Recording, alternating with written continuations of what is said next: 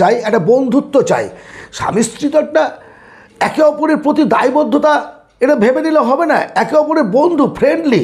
কেবলমাত্র যৌন তৃপ্তির জন্যই সংসার নয়, কেবলমাত্র এই যে আমাদের কি বলবো, কাম তো সকলের মধ্যে, দেখুন পশু থেকে শুরু করে মানুষ, সমস্ত মানুষের মধ্যেও এটা এক ধরনের খিদে কিন্তু।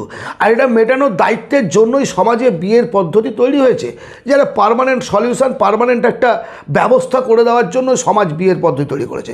কিন্তু এই দাম্পত্য জীবনটা যদি একে অপরের প্রতি আমরা সময় না দিই, একে অন্যের প্রতি সহযোগিতা না করি, আপনি অফিসের কাজটাকে বাড়িতে নিয়ে আসবেন, অন্য কারোর প্রতি বন্ধুত্ব দেখাতে গিয়ে নিজের পরিবারকে সময় দেবেন না, সেই ক্ষেত্রে কী হবে?